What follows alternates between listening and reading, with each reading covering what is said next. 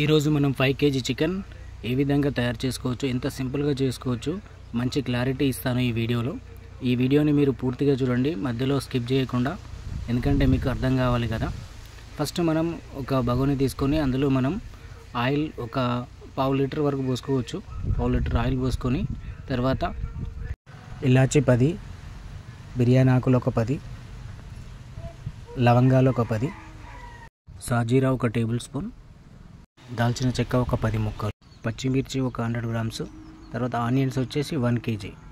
ఈ onion cut చేసుకొని ఇందులో వేసేసుకోండి. కొంచెం సాల్ట్ వేసుకొని తర్వాత ఇందులో మనం ఆనియన్స్ ఆల్రెడీ వేసుకున్నాం, ఇవన్నీ వేసుకున్నాం కాబట్టి కొంచెం మనం ఈ ఆయిల్లో కొంచెం ఫ్రై చేస్తున్నాం అనుకోండి, మంచి కలర్ వస్తుంది. ఎందుకంటే ఆనియన్ కట్ చేసేటప్పుడు రౌండ్గా చేయాలి. రౌండ్గా చేస్తుందనంటే ఆయిల్లో మనం ఇట్లా ఫ్రై చేస్తున్నప్పుడు మంచి గ్రేవీగా తయారవుతుంది అనమాట. ఇందులో మనకు వచ్చేసరికి ఇప్పుడు ఏంటంటే అల్లం ఎల్లిగడ్డ పేస్ట్ మనం వాడుతున్నాం. ఇక్కడ మనకు వచ్చేసరికి ఒక 3 టేబుల్ స్పూన్స్ మనం అల్లం ఎల్లిగడ్డ పేస్ట్ లేదా 5 టేబుల్ స్పూన్ వేసుకోవచ్చు. తర్వాత ఒక చిన్న కట్ట కొత్తిమీర, పుదీనా, తర్వాత ఒక 4-5 రెబ్బలు కరివేపాకు మనం వేసుకున్నాము. మనం కొంచెం ఈ ఆయిల్లో ఇట్లా ఫ్రై చేసుకుంటే చూడొచ్చు మన వీడియోలో ఎంత మంచి కలర్ అనేది వస్తుంది. మనకి ఇట్లాంటి కలర్ వస్తుంది ఏంటంటే మంచి క్లారిటీ ఉంటుంది. తర్వాత ఇందులో మనం ఏంటంటే ఇప్పుడు మనం పసుపు కూడా యాడ్ చేస్తున్నాం, ఒక చూడొచ్చు అనమాట వీడియోలో. ఒక 2 టేబుల్ స్పూన్స్ అనేది వాడుతున్నాం. ఓకే, ఈ 2 టేబుల్ స్పూన్ వాడినామంటే సరిపోతుంది. ఎందుకంటే మంచి కలర్ వస్తుంది. మంచి పసుపు అయితే మంచి క్లారిటీ, మంచి కలర్తో ఉంటుంది. ఇందులోనే మనం ఏంటంటే ఒక 4 టమాటా ముక్కల్ని కూడా కట్ చేసి మనం వేసుకోండి. తర్వాత ఇక్కడ ఆయిల్లో మనం మంచిగా ఫ్రై చేసుకోవచ్చు. మంచిగా కలుపుకొని అంతా కలుపుకొని మంచిగా మనం క్లారిటీగా మనం ఫ్రై చేసుకోవచ్చు. ఇట్లా ఫ్రై చేసుకొని మనం ఏంటంటే ఇందులో మనం చికెన్ కూడా ఇప్పుడు మనం 5 kg వాటర్ పోసుకొని మంచి 5 kg చికెన్ని క్లారిటీగా మనం కడిగేసుకొని ఈ చికెన్ మనం ఏంటంటే అందులో వేసేసినాం అనుకోండి సరిపోతుంది.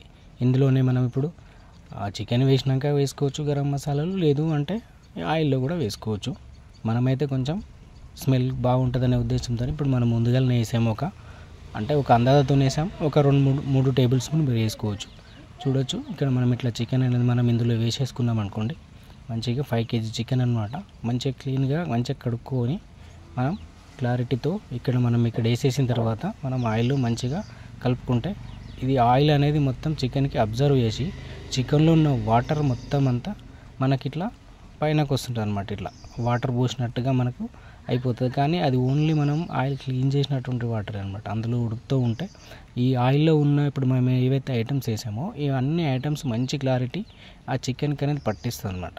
అప్పుడు మనకు ఆ పీస్ అనేది మనం తీసుకొని తింటూ ఉంటే మంచి టేస్ట్ అనేది వస్తుంది. చూడొచ్చు అనమాట అందులో ఆయిల్ అనేది, వాటర్ అనేది ఎట్లా వస్తుంది ఆయిల్లో చూడొచ్చు. ఇట్లాగా మనం మంచి మంట మీద ఇట్లాగా మనం చేసుకోవచ్చు.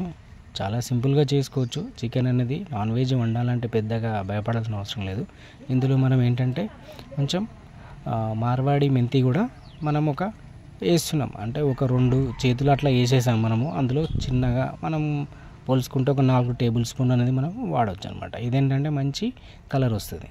తర్వాత చూడొచ్చు ఇప్పుడు మనం కారం యాడ్ చేస్తున్నాం. ఇక్కడ వచ్చేసి మనం ఒక 100 గ్రామ్ కారం అనేది తీసుకున్నాం. 100 గ్రామ్ నుంచి 120 వరకు తీసుకోవచ్చు.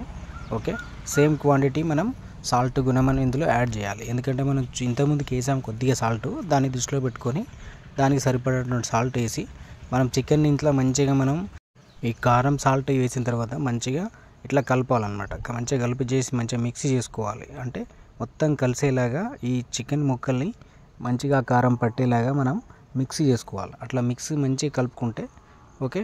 తర్వాత కొంచెం మంట మీద పెట్టిన తర్వాత ఆ కారం అనేది మొత్తం ఎంటర్ అయిపోయాక ఆ ముక్కలకి మొత్తం పట్టేసిన తర్వాత ఇప్పుడు మనం వాటర్ అనేది తీసుకోవాలి. వాటర్ అనేది మనం ఎంతమంది తినడానికి మనం వండుకుంటున్నామో దాని మీదకి వెళ్ళి మీరు వాటర్ తీసుకోండి. అంటే కొంతమంది ఫ్రై ఐటమ్ లెక్క చేయొచ్చు, అట్లా ఏదైనా చేయొచ్చు. మనమైతే ఒక 20 మెంబర్స్కి మనం యూజ్ చేస్తున్నాం కాబట్టి మనం కొంచెం వాటర్ అనేది లైట్గా ఎక్కువగానే మనం యాడ్ చేస్తున్నాం.